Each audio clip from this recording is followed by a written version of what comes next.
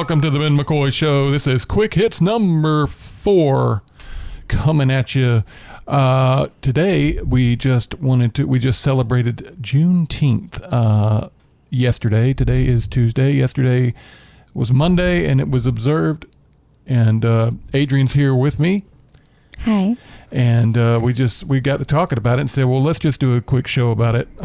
So I don't know who's familiar. I haven't been familiar with. I've heard of it, but didn't know much about Juneteenth, other than it was a celebration of the day the slaves were freed. Well, I did a little research and found out that it's actually celebrating when the slaves were freed in Texas, because Texas was the furthest away Confederate state and the last state to free the slaves, and so it's basically a celebration of when the final slaves were set free. The earlier states had freed the slaves before that, and then the last holdout was Texas.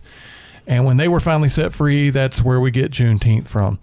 But what we are here to talk about is it actually became a federal holiday, recognized federal holiday signed by our illustrious President Joe Biden last year, where it becomes like a Memorial Day or Labor Day, where the banks are closed, the mail doesn't run, federal holiday, which, you know, nothing wrong with that, but certainly he is taking, I think it's all part of his legacy. He wants to be known for that. He certainly wants the Democrat Party to be known and associated with that. Which is something I want to talk about. Yeah. Go ahead. Jump in. I wanted to say that a lot of people think that the Democrats are responsible for the ending of slavery, when it was actually Abraham Lincoln, the founder of the Republican Party. He ended slavery, and he was the founder of the Republican Party, and he was a Republican. And it was actually the Democrats that owned slaves. Mm-hmm. Yep. But they would have you believe that they were responsible for ending slavery when they're not. And that's what we're getting at. I think that that's kind of what Joe Biden is thinking, if he can assign his name in the Democrat Party to the legacy of making it a federal holiday. Maybe people will be even further removed from the actual history that it was indeed the Abolitionist Party, which became the Republican Party that Abraham Lincoln founded. And it's very important. And yeah, and he's the guy. He's the one that freed the slaves. Yes, and it's very important that not be forgotten. Yes. He did that, and he was a Republican, and he did found the Republican Party. Yeah, and it was the Democrats, the Southern Democrats, who owned the slaves, right, and who fought emancipation all the way. That's right. Who, once the slaves were freed, it's the Democrat Party who formed the KKK as their kind of political police force to go out there and you know, maintain order amongst the freed slaves, really to get the slaves back, to fight the whole freeing of the slaves, and to torture the freed slaves and black people in general. And they were a political arm. Nobody ever talks about that. The KKK was a political organization that was founded out of the Democrat Party. Right. In the South. And the Democrats haven't liked black people being free ever since the history of the Democrat Party. I mean, even today. Well, most of them. You can't say that about all. Not all of them. Well, sure, and you can't say that all. You know, I'm sure there's some Republicans that are racist as hell out there too. But as a political party, the Democrat Party has been against the freeing, whether it's physical freedom or mental freedom of African Americans, you know, since forever. I mean, even today they demand loyalty, you know, in exchange for whatever it is. They make the African American community believe that they must keep supporting Democrats in order to stay free and to stay, you know, unoppressed, and, you know, somebody's out there to get them, and racism's just one vote away from coming back, and Jim Crow and everything, all the things the Democrats did to them.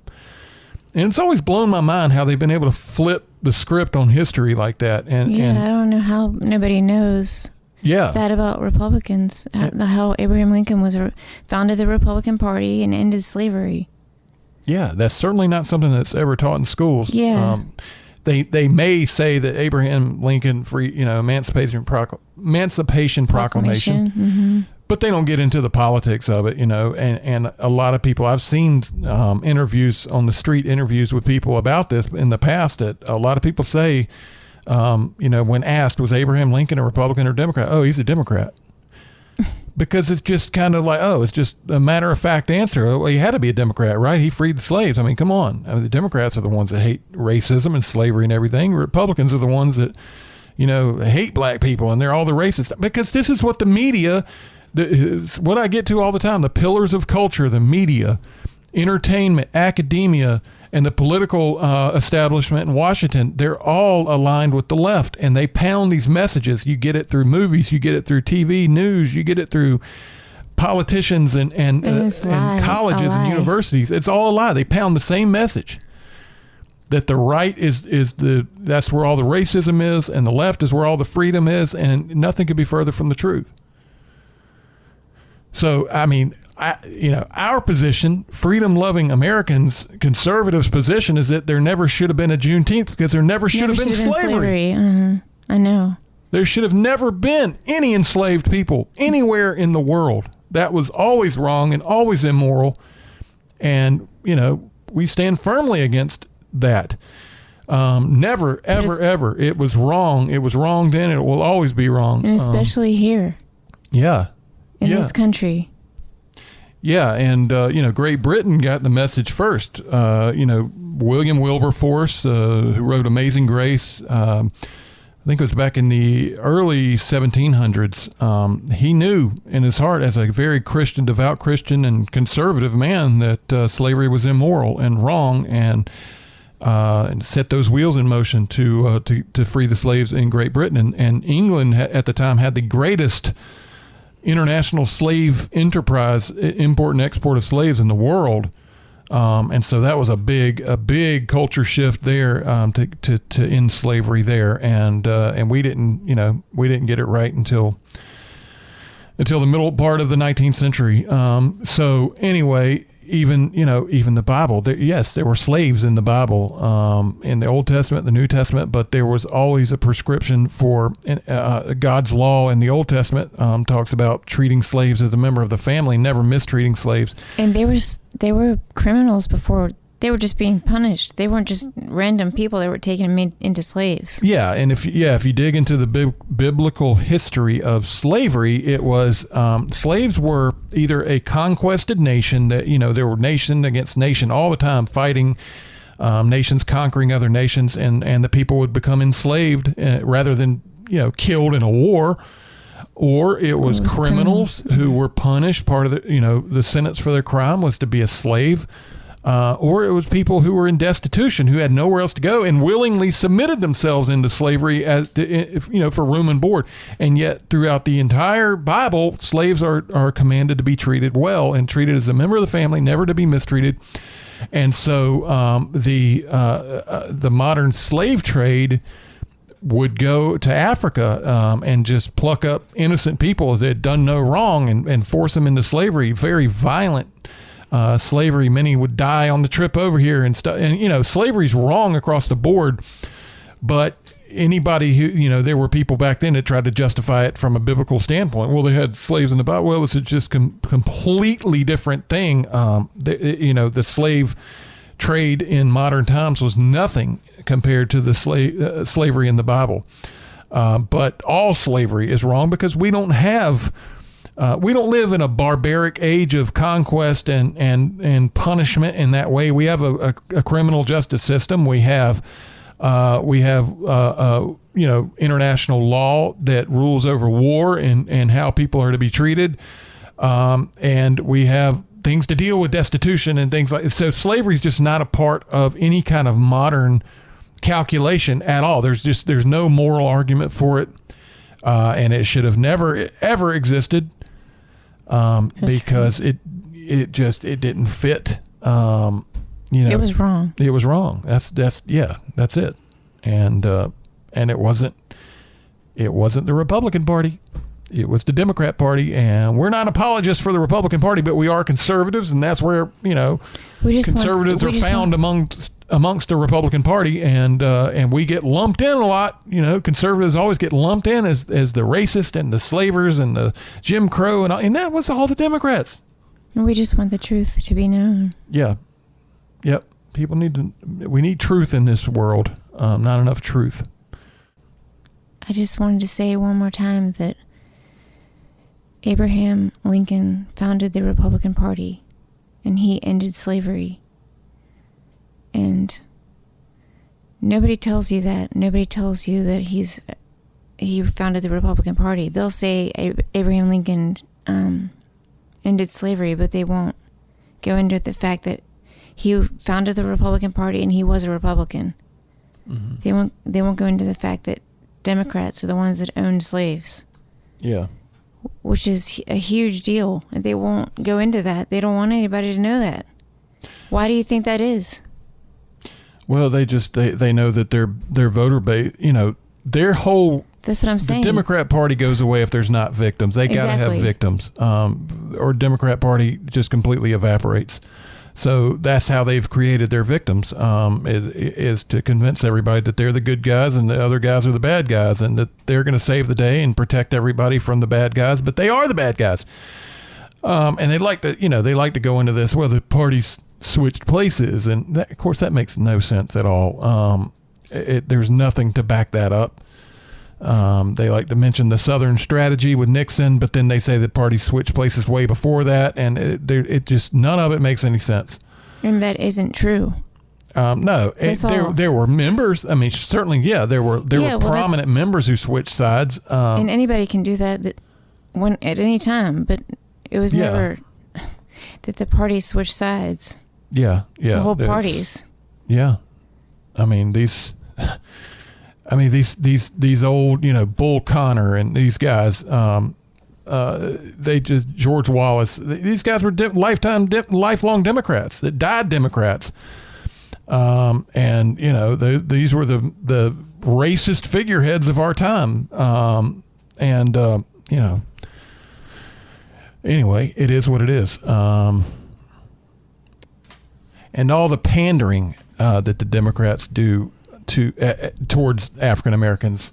Like when Hillary said, when she was saying, "I've come too far," and go ahead. I ain't no ways tired. Remember that? Mm-hmm. Yeah. It was an insult to black people, I thought. Absolutely, it is. I mean, nobody believed that. It was just senseless pandering. It was awful. And Biden hadn't figured it out yet. He can't conceal his as well. He's you ain't black if you don't vote for me. And oh my gosh, there's been so many Biden. When he referred to Obama as the first, good-looking, well-spoken. It was terrible what he said. But that's the Democrat Party for you. That's the left. Completely insincere, and I think they feel that they're losing the grip on the African American population. Donald Trump got more votes than any Republican in history from African Americans and Hispanics, and so I think people are finally waking up and seeing the truth that the Republican Party is not the oppressor. It's the equal opportunity party. I mean, I've got lots of problems with the Republican Party, believe me. But compared to the Democrat Party, since we have a two-party system and we got to pick one, really, it's the platform and the ideals are far superior to that. I'm a Republican because Abraham Lincoln freed the slaves. Yeah, there you go. And he founded the Republican Party. He was a Republican. Yeah. And that was I used to be independent, but I was very moved by when I learned the truth about that, and I became a Republican, Mm-hmm.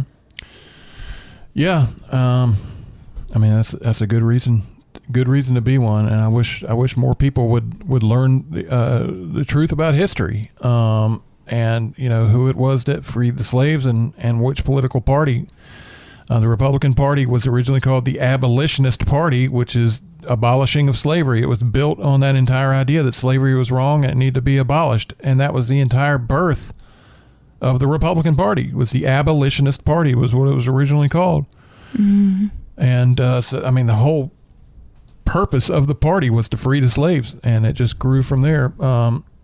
After of course Lincoln did that, signed the Emancipation Proclamation. So yeah, there's your history lesson for today, folks. Go out there and tell some people that the truth about history, about Juneteenth and everything. We should have never had a Juneteenth because there should have never been an enslaved person in the United States of America.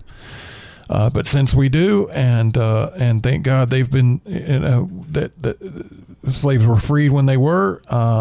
People need to learn their history and learn who it was that freed the slaves, and who it is today that's trying to re-enslave people, at least mentally. And it is not the Republican Party.